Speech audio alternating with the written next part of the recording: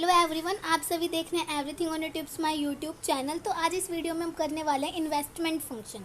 इससे पहले वाले जो दो पार्ट है उसमें हमने कंजम्पशन फंक्शन और सेविंग फंक्शन को डिस्कस किया था। तो अब हम करने वाले इन्वेस्टमेंट फंक्शन। तो चलो स्टार्ट करते हैं।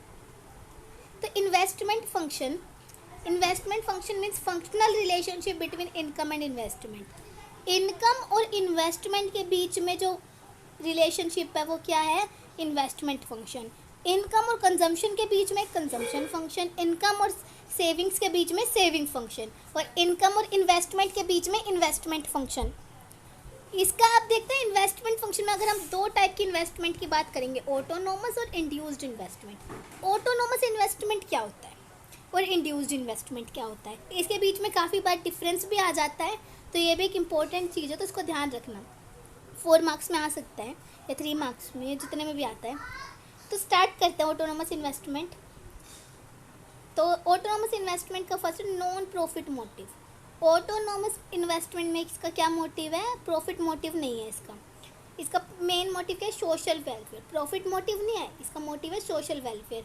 और वह इंड्यूस्ड इन्वेस्टमेंट जो है प्राइवेट सेक्टर्स करते हैं, तो इसका प्राइवेट सेक्टर करे तो मेनली मोटिव इसका होगा ही प्रॉफिट मोटिव।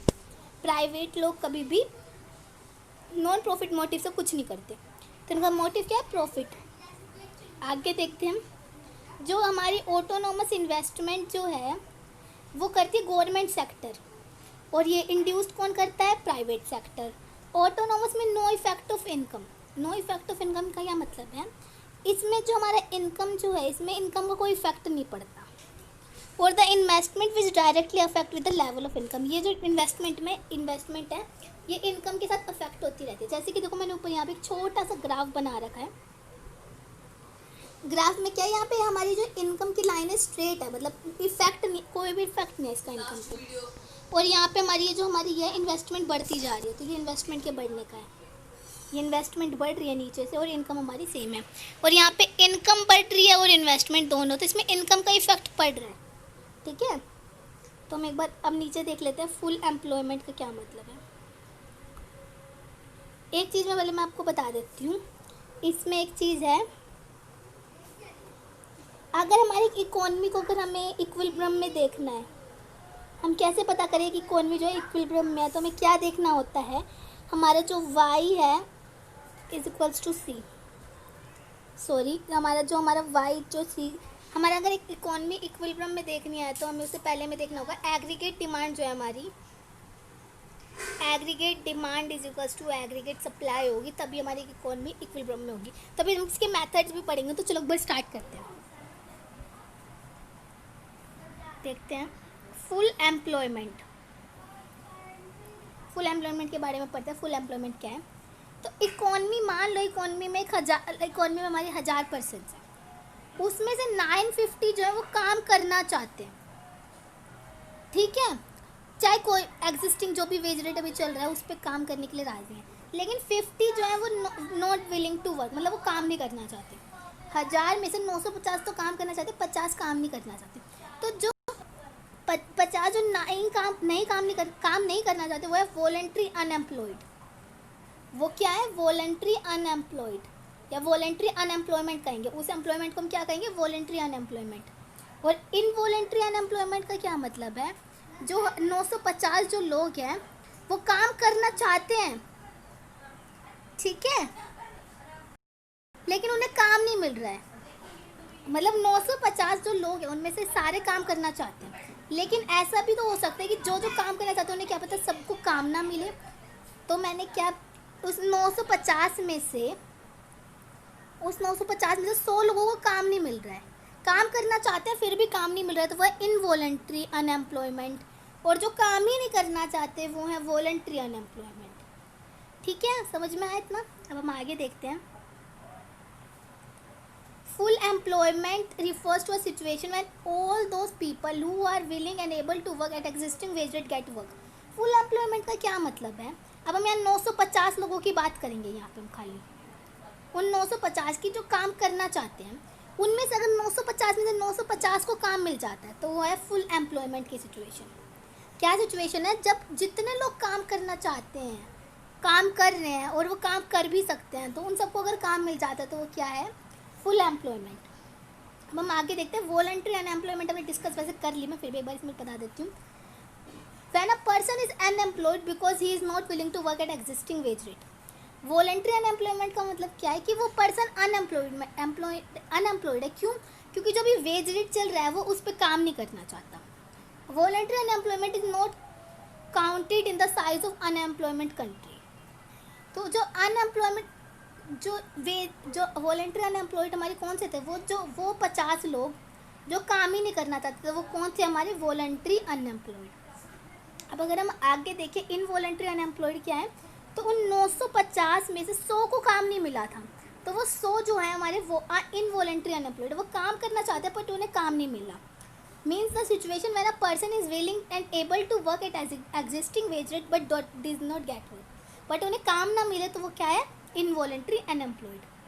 अब हमें equilibrium level of an economy, अब एक इक्विलिब्रियम की बात करते हैं जो मैं आपको बता रही थी. तो ये सबसे इम्पोर्टेंट टॉपिक है इस चैप्टर का. ठीक है, इस पे 6 मार्क का क्वेश्चन ज़रूर आता है. तो हम एक बार डिस्कस कर लेते हैं इक्विलिब्रियम लेवल को.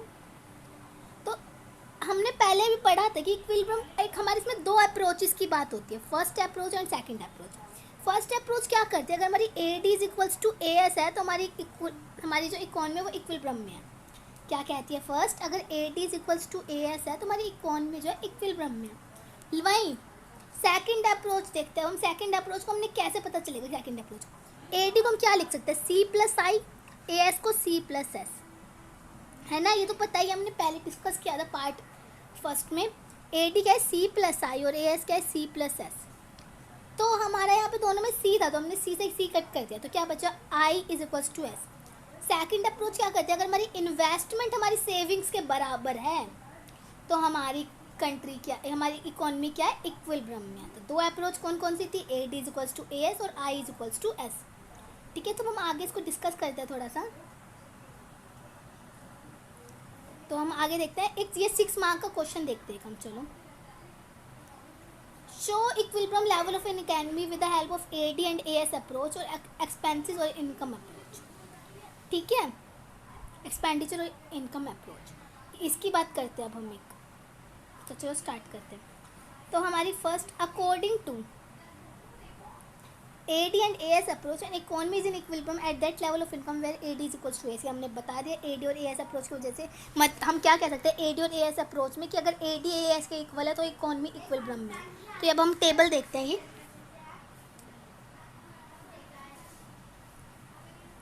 Y C I और AD हमने सारे निकाल लिए. तो Y देखते हैं हम.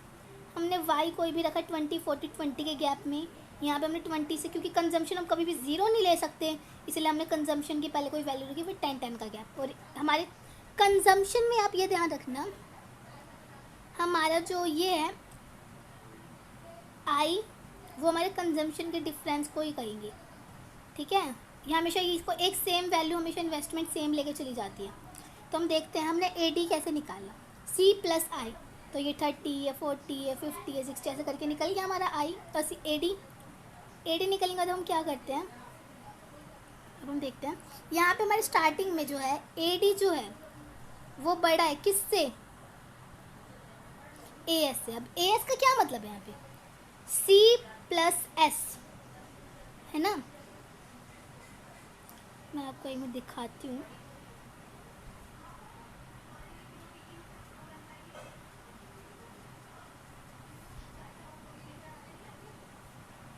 पहले हम इसका एक बार मैं आपको कर्व दिखा देती हूँ, तब आपको ये समझ में आएगा.